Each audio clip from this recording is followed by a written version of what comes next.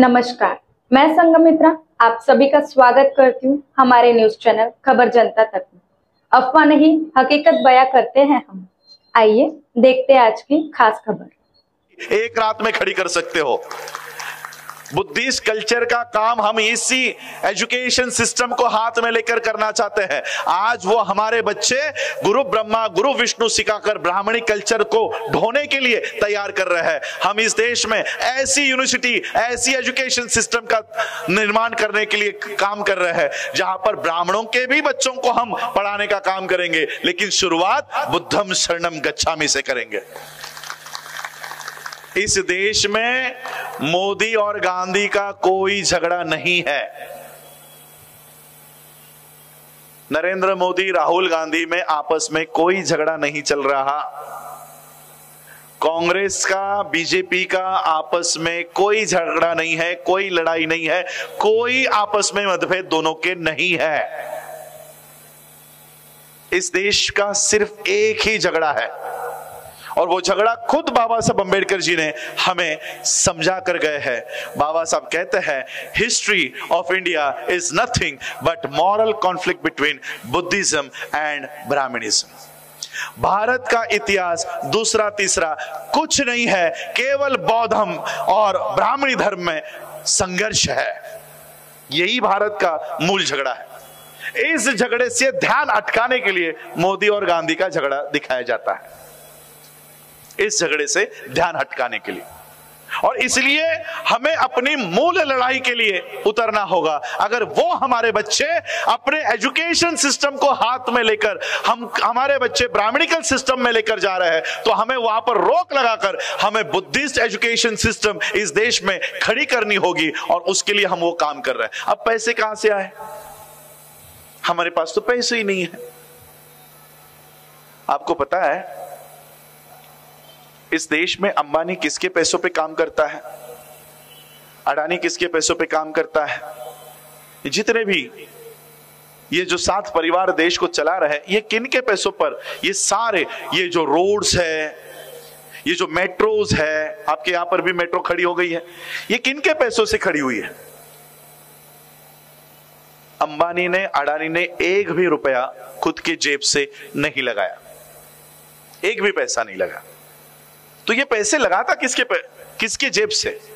मैं उससे भी पहले आपको एक बात और बताना चाहता हूं। 1923 बाबा साहब अंबेडकर जी ने उनका प्रॉब्लम ऑफ रूपी, ये ग्रंथ, ये उनका थीसिस उनका रेडी हुआ, वो एक्सेप्ट हुआ।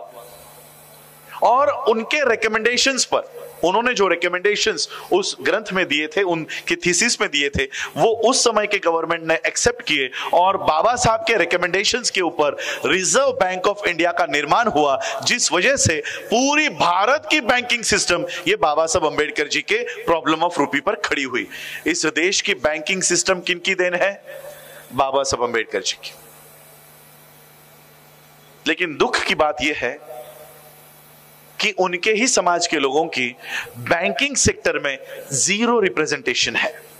यहां पर बैठे हुए नागपुर के मेरे लोग, जो ऑफिसर्स होंगे, टीचर्स होंगे, प्रोफेसर्स होंगे, वर्कर्स होंगे, लेबर होंगे, हाउसवाइफ होंगे, स्टूडेंट्स होंगे, सबके खाते, बैंक अकाउंट्स इस भारत की ब्राह्मणिकल सिस्टम को बढ़ावा देने वाले बैंक्स में होगा। SBI, Canara, HDFC, ICICI, axis, syndicate, इसी तरह के बैंक्स में आपके खाते होंगे। इस देश की लोक संख्या है 140 करोड़। 140 करोड़ में से अगर 22% भी हम SCs पकड़े, सिर्फ शेड्यूल कास्ट, ST, OBC इनको बाहर रखे, तब भी 31 करोड़ लोग हम हैं। 31 करोड़ लोगों का मिनिमम बैलेंस अगर पकड़ा जाए 1000 रुपया, 1000 रुपया भी अगर हम बैंक में रखते हैं, तो हमारे 31,000 करोड़ पूरे बैंकिंग सेक्टर में हमने लगाए हैं। 31,000 करोड़। लेकिन ये बैंक्स हमारी नहीं है।